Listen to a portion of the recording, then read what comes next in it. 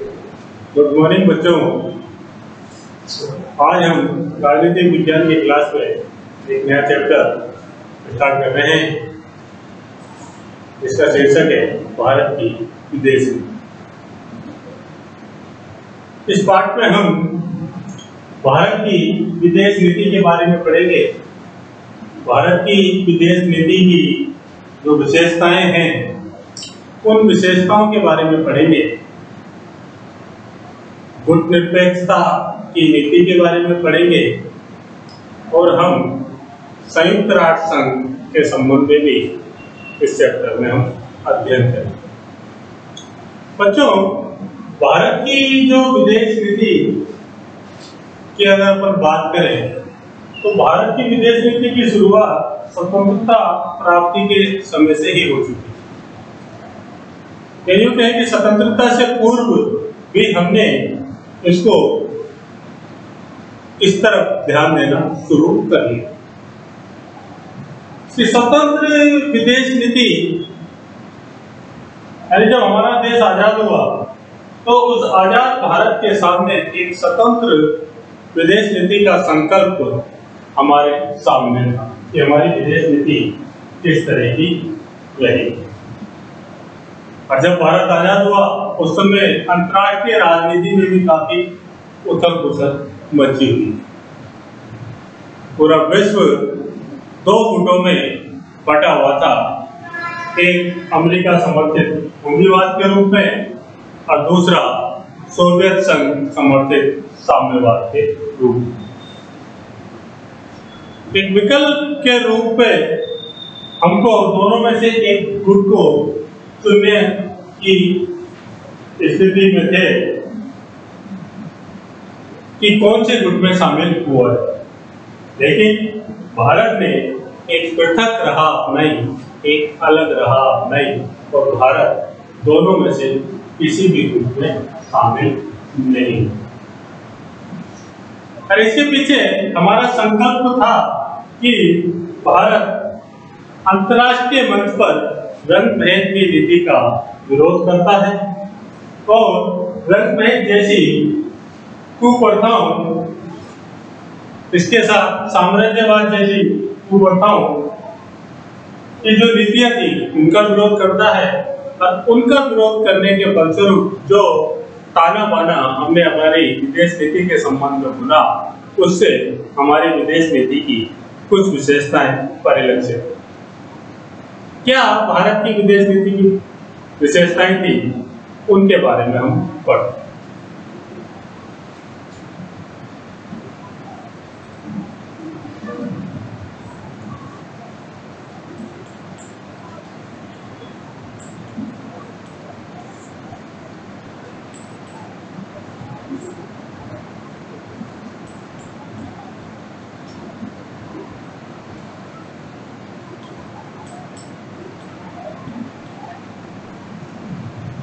भारत की विदेश नीति की विशेषताएं। सबसे पहले अगर भारत की विदेश नीति की बात करें, जो पहली विशेषता की बात करें वो है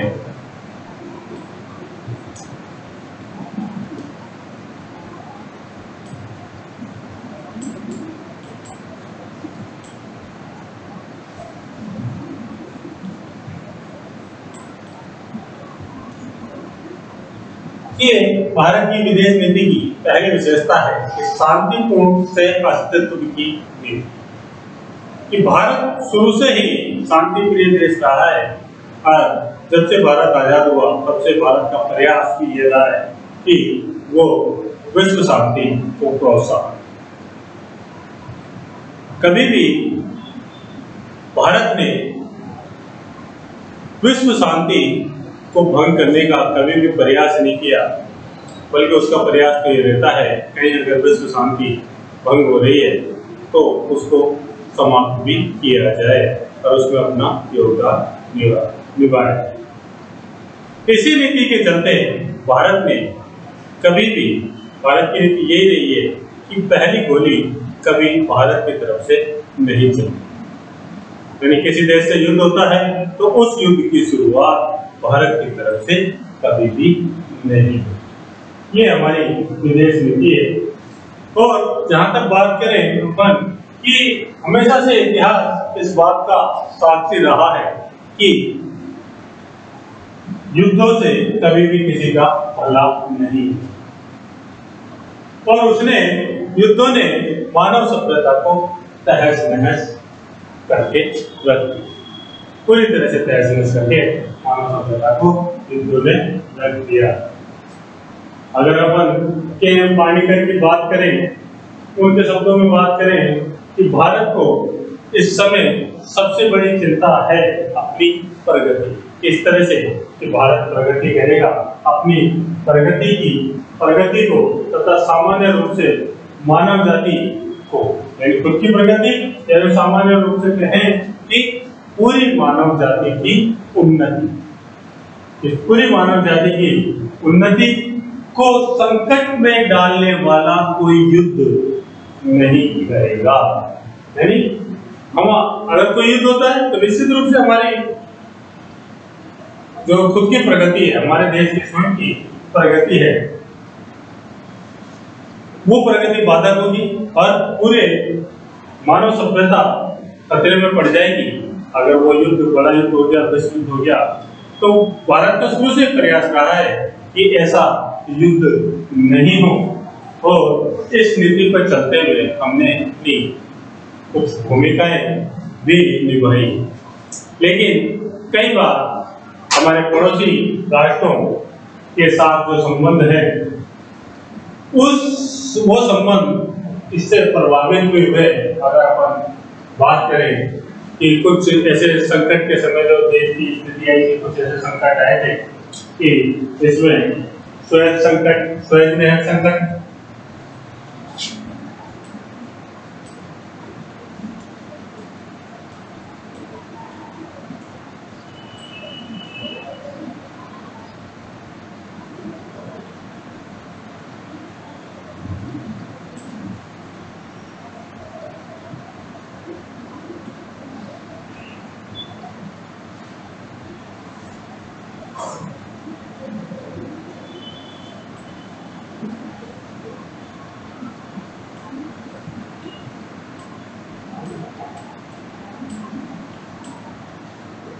अरब इजराइल का जो युद्ध था 1960 का सिंधु नदी जल समझौता था, तो इस समय की स्थिति ऐसी थी कि जब हमको कमजोर आकर 1962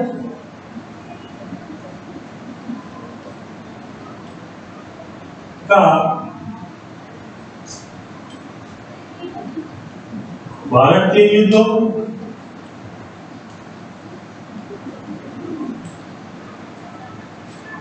या 1965 का भारत पाक युद्धों या 1973 में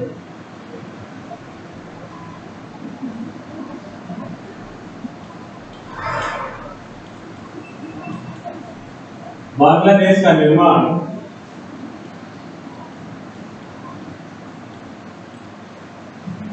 और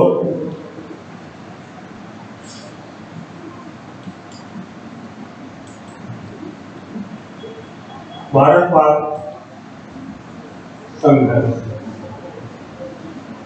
ये कुछ ऐसे घटनाएं हैं, ऐसे घटनाक्रम हैं जिन्होंने हमारी इस विदेश नीति की इस विशेषता को हानि पहुंचाई। इन सभी स्थितियों में, खास करके युद्ध वाली स्थिति में, तो भारत की तरफ से कभी भी शुरुआत नहीं हुई। लेकिन युद्ध हुए, और युद्ध होने के बाद हमारा स्वयं का जो हमारी खुद की, भारत देश की खुद की प्रगति थी और संपूर्ण मानव सभ्यता के अस्तित्व का प्रश्न था, तो करते हुए, लेकिन उसके बावजूद भी भारत ने अपनी इस विदेश नीति यानी शांतिपूर्ण से अस्तित्व की जो नीति थी, इस नीति का साथ कभी भी नहीं छोड़ा। शुरू से ही हमारा अस्तित्व रहा है, शांति का हमारा सिद्धांत रहा है, खुद जियो और औरों को भी जियो, जियो और जीने दो। इस सिद्धांत पर हम प्रारंभ से ही अपने अड़िग रहे हैं, जो आज भी हमारे राष्ट्र की आंतरिक और विदेश नीति का समर्थक है, जो आज भी हम जियो और जीने दो के सिद्धांत को अपनी विदेश नीति में शामिल करते हैं, या हमारी विदेश नीति को एक नई दिशा प्रदान करते हैं। ये हमारे शांतिपूर्ण सह अस्तित्व की नीति थी, जिसके तहत हमने आज विश्व में अपनी एक विशेष पहचान बना ली।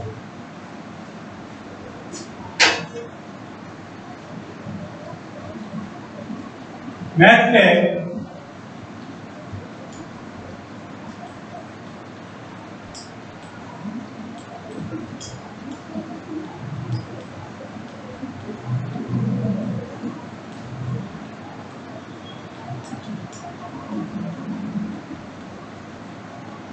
उपनिवेशवाद और साम्राज्यवाद का विरोध।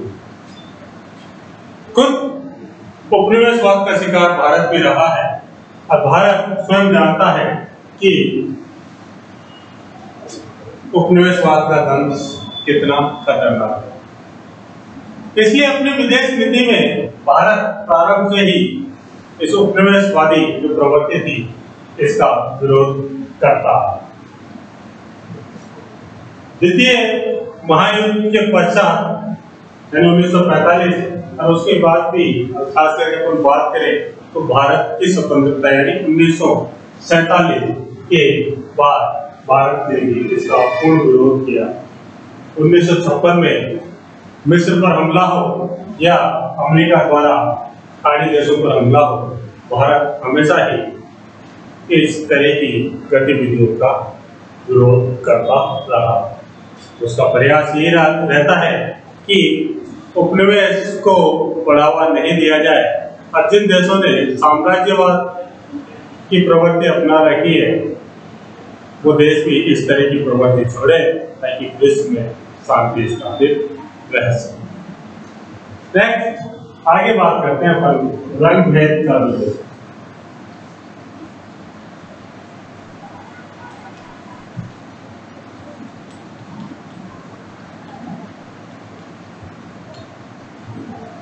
कि भारत शुरू से ही रंग भेद का विरोध किया है, क्योंकि भारत ने आजादी से पूर्व स्वयं भी इस तरह की परेशानियों का सामना किया था, और उसी के कारण रंग के आधार पर जो इंसानों के साथ भेदभाव किया जाता है, उस भेदभाव का विरोध करना भारत की विदेश नीति की प्रारंभिक विशेषता रही। नेल्सन मंडेला की आजादी और उनके सत्तारूढ़ होने से पूर्व जो रंग भेद की नीति थी दक्षिण अफ्रीका में, कि उस का भी जो चल रही थी, रंग भेद की जो बुराई चल रही थी, उसका भी हमारी सरकार द्वारा विरोध किया गया। और ये विरोध इतना भारत सरकार के द्वारा किया गया कि हमने दक्षिण अफ्रीका से अंतर्राष्ट्रीय संबंधों का जो संबंध विच्छेद की जो नीति थी, उसका समर्थन भी हमने किया। नेक्स्ट बात करते हैं बच्चों, अंतर्राष्ट्रीय संस्थाओं का संबंध।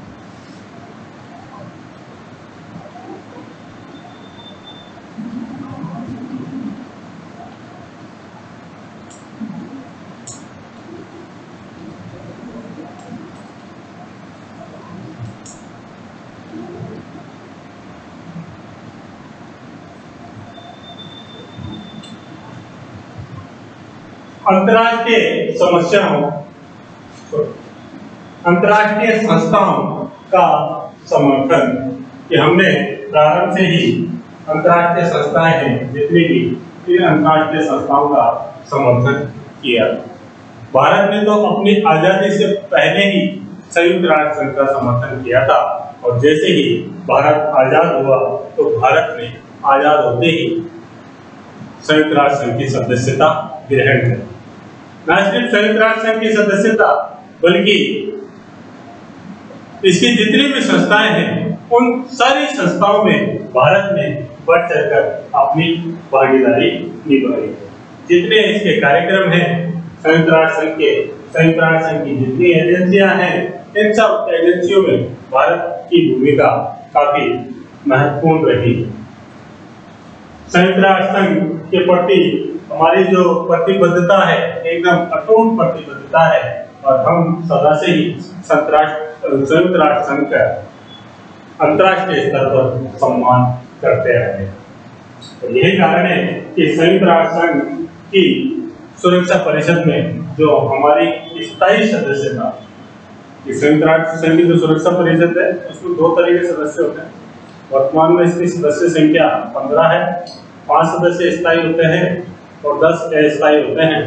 तो स्थायी सदस्यता के लिए जो हमने अपना दावा प्रस्तुत कर रखा है वो दावा अंतर्राष्ट्रीय मंचों का समर्थन हमारी इसी बात को, हमारी इसी विदेश नीति की इसी विशेषता को दर्शाता है कि हम अंतर्राष्ट्रीय संस्थाओं का समर्थन करते हैं और उनका सम्मान करते हैं।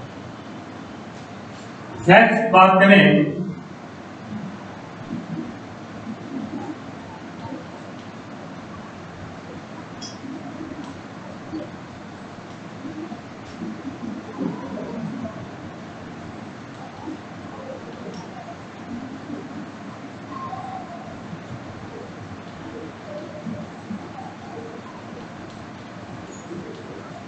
पंचशील के सिद्धांत पर आधारित हमारी विदेश नीति है वो पंचशील के सिद्धांत पर आधारित। ये पंचशील के सिद्धांत जो हमने प्रारंभ में चीन के साथ मिलकर, जो हमारा पड़ोसी देश था उसके साथ रहे, बाद में हमने इन सिद्धांतों को अन्य राष्ट्रों के साथ भी आजमाया। क्या थे ये सिद्धांत, उसके बारे में बात करते हैं कि ये सिद्धांत थे।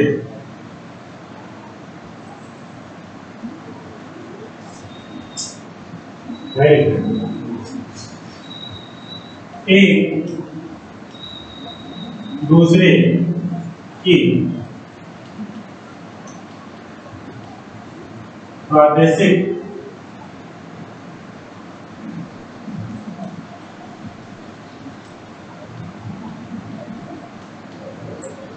एक दूसरे की प्रादेशिक अखंडता का सम्मान तथा सर्वोच्च सत्ता के लिए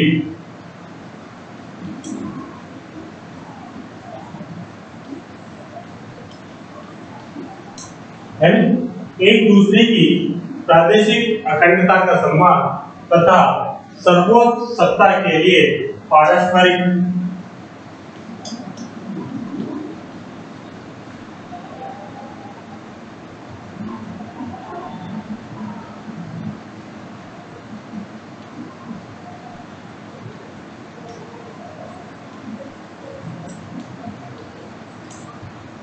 कि हम एक दूसरे की प्रादेशिक अखंडता का सम्मान करेंगे तथा सर्वोच्च सत्ता पर पारस्परिक सम्मान की भावना, यानी जो सर्वोच्च सत्ता है, सर्वोच्च सत्ता के लिए पारस्परिक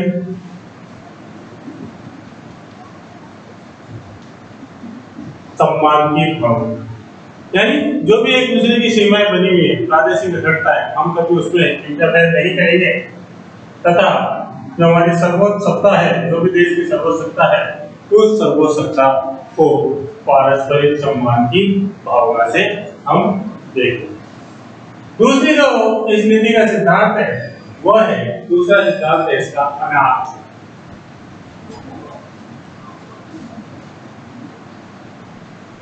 हम कभी भी एक दूसरे के प्रदेशों पर आक्रमण नहीं करेंगे। अनाक्रमण की हमारी नीति रही है कि पहली गोली या आक्रमण की शुरुआत हमारी तरफ से नहीं होगी और इसका हमने शुरू से पालन भी किया है। नेक्स्ट है, इस नेक्स्ट सिद्धांत है इसमें एक दूसरे के आंतरिक मामलों में हस्तक्षेप न करें,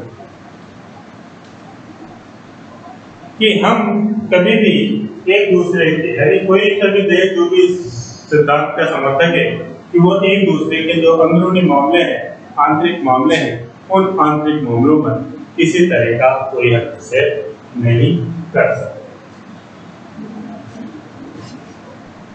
अगले जो इसका सिद्धांत है वो है समान।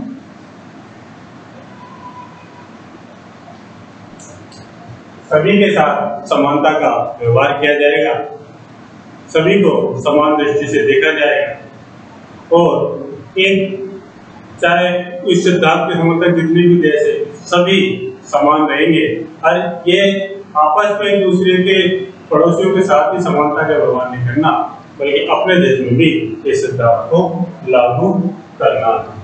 तो चौथा पांचवा जो इसका सिद्धांत है वो है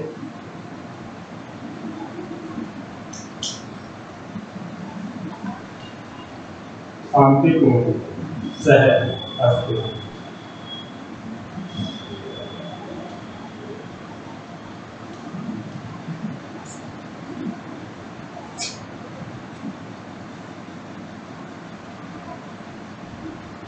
जिसके बारे में अभी हम पूरी चर्चा कर चुके हैं, पहले जो हमारी शांतिपूर्ण सह अस्तित्व की जो विशेषता थी कि एक दूसरे के साथ शांतिपूर्ण सह अस्तित्व के संबंध बनाएंगे, एक दूसरे की प्रादेशिक अखंडता का सम्मान करेंगे तथा जो सर्वोच्च सत्ता है उस देश की उसके लिए पारस्परिक सम्मान की भावना रखेंगे, कभी भी एक दूसरे पर हम आक्रमण नहीं करेंगे तथा एक दूसरे के आंतरिक मामलों में भी हम हस्तक्षेप नहीं करेंगे, समानता का समर्थन करेंगे और शांतिपूर्ण सह अस्तित्व के साथ एक दूसरे के साथ जीवन यापन करेंगे। ये पंचशील के सिद्धांत थे जो भारत ने चीन और उसके बाद अन्य पड़ोसी राष्ट्रों के साथ जो इन सिद्धांतों को अपनाया था। नेक्स्ट अगर इसकी विशेषता की बात करते हैं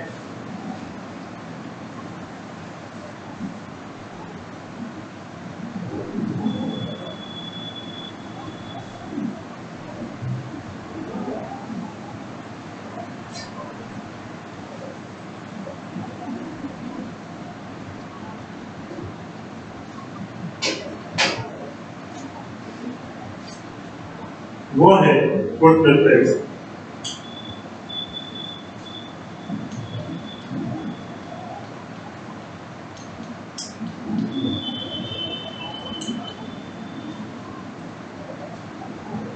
गुटनिरपेक्षता भारत की विदेश नीति की जो कह सकते हैं एक बहुत ही महत्वपूर्ण विशेषता है।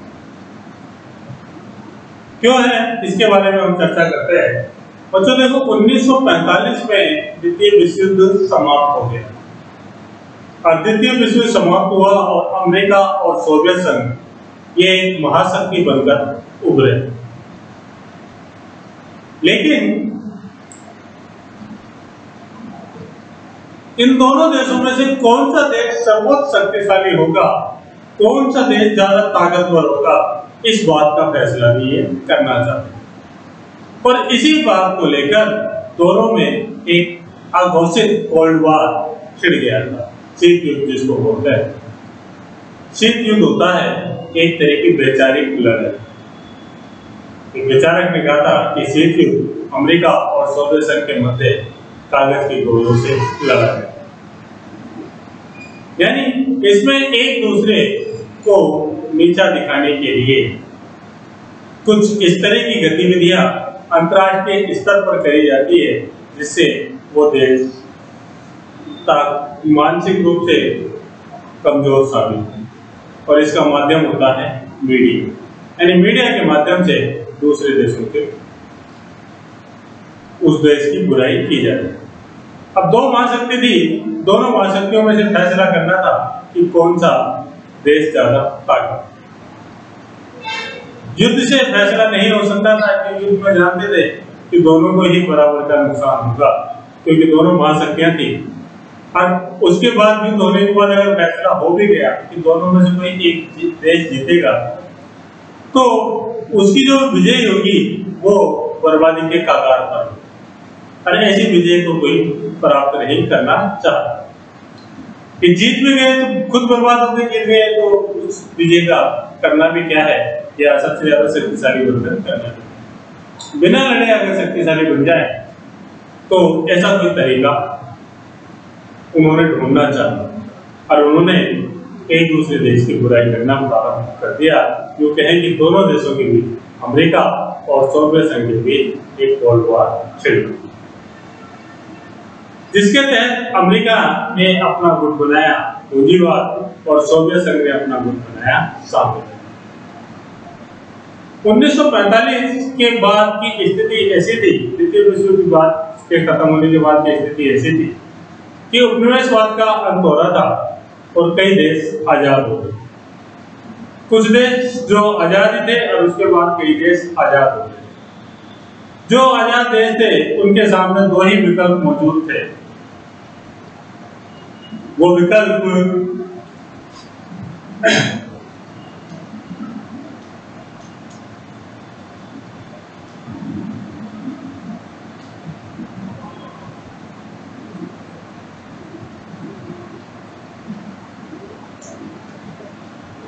वो विकल्प क्या थे कि पूंजीवाद के रूप में, या तो पूंजीवादी गुट में शामिल हो जाओ जो अमेरिका समर्थित था, और या साम्यवाद के रूप में या साम्यवादी गुट में शामिल हो जाओ जो सोवियत संघ का समर्थक। पूरे विश्व के जो देश थे उनको इन दोनों में से किसी एक गुट में तो शामिल होना ही होना। और जो देश नए नए आजाद हुए थे उन आजाद देशों के सामने भी यही बात थी कि इनको भी किसी न किसी गुट में शामिल होना पड़ेगा। जब भारत आजाद हुआ तो भारत के सामने भी यही समस्या थी। इन दोनों में से किसी एक गुट में तो शामिल होना ही पड़ेगा। अब भारत के सामने ये समस्या आई तो भारत ने सोचा अगर अमेरिका के साथ होता हूं तो सोवियत संघ नाराज हो, और सोवियत संघ के साथ होता हूं तो अमेरिका नाराज। और भारत दोनों ही को नाराज नहीं करना चाहता, इसलिए उसने इसके लिए एक अपना अलग तरीका निकाला जो हमारी विदेश नीति में गुट निरपेक्षता, हमारी विदेश नीति में गुट निरपेक्षता के सिद्धांत से जाना जाता है। इसमें इस नीति के जो प्रतिपादक थे इसमें भारत के प्रधानमंत्री पंडित जवाहरलाल नेहरू,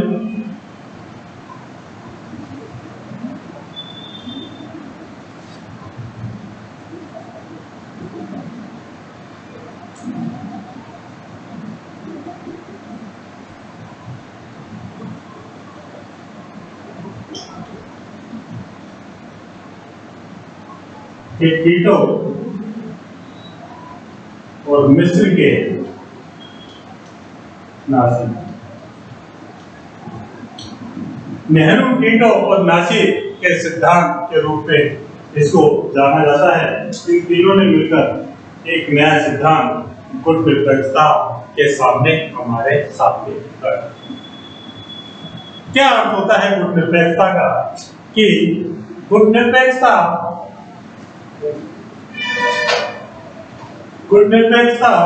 का अर्थ होता है कि गुटों से पृथक रहने की नीति।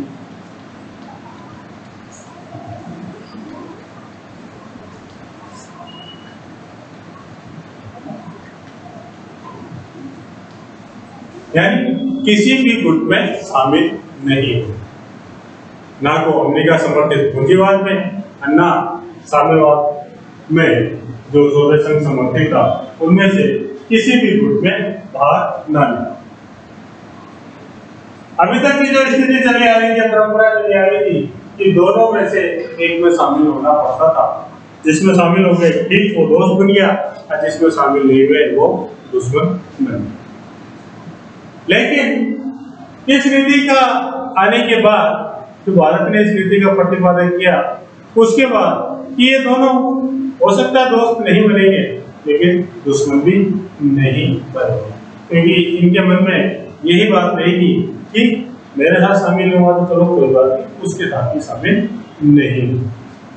यानी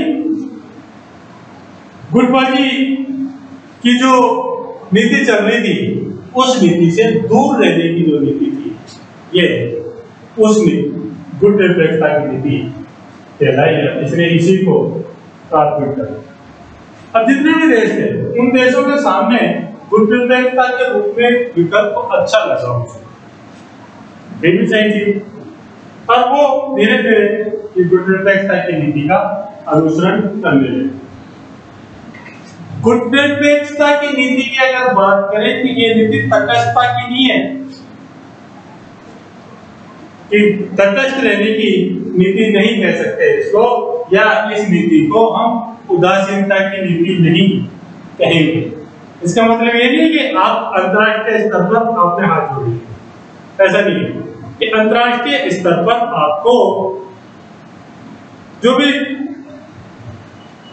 समस्याएं हैं उन समस्याओं से आप दूर नहीं भाग सकते, लेकिन आप इन गुटों के आधार पर जो एक समस्या शांतिपूर्ण से अस्तित्व को जो खतरा उत्पन्न कर रहे हैं, विश्व शांति को जो खतरा उत्पन्न कर रहे हैं, उसको रोका जा सकता है। यही हमने किया कि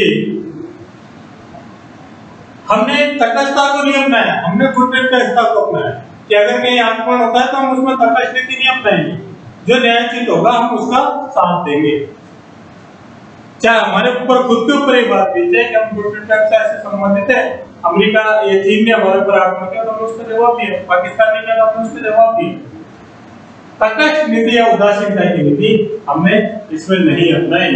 गुट निरपेक्ष आंदोलन 1955 के बांगडून सम्मेलन में अस्तित्व में आया। 1955 के जो बांगडून सम्मेलन हुआ,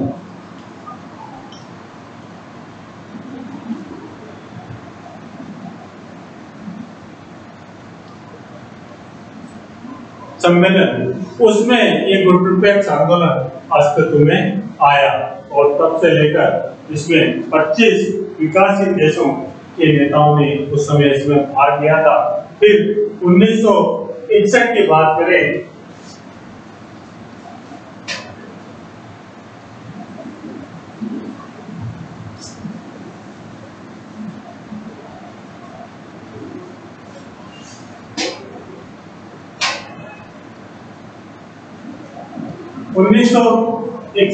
के ब्रेलगेट सम्मेलन में करीब 25 देशों के प्रतिनिधियों ने इसमें भाग लिया, और इन नेताओं ने एक गुट निरपेक्षता को अपनी नई पहचान दी, और ये पूरी तरह से गुट निरपेक्ष आंदोलन अस्तित्व में आ गया। 1988 में दिल्ली में इसका 7वां सम्मेलन आयोजित हुआ।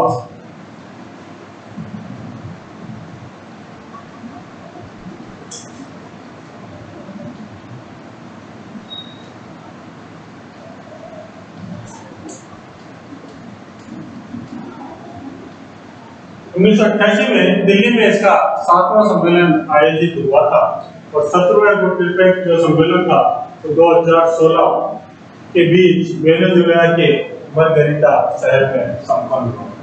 यानी तब से लेकर ये गुट निरपेक्ष आंदोलन अनिर्वत रूप से जारी है और सफल भी रहा है। 1990 के बाद जब सोवियत संघ का पतन हो गया था, तब एक प्रश्न उठा था क्या गुट निरपेक्ष आंदोलन का अस्तित्व रहेगा, लेकिन अगर हम आज भी देखें तो किसी न किसी रूप में शीत जारी है, किसी न किसी राष्ट्रों के बीच आपस में शीत जारी है, और गुटों जैसी स्थिति आज भी अस्तित्व में आई है। खास करके चीन के द्वारा महाशक्ति बनने का सपना जो देखा गया है, उसके बाद उसकी जो अंतर्राष्ट्रीय स्तर पर जो उसकी कार्यवाही है उसको देखकर लगता है कि गुड रिपैक्स आंदोलन आज भी प्रसारित है।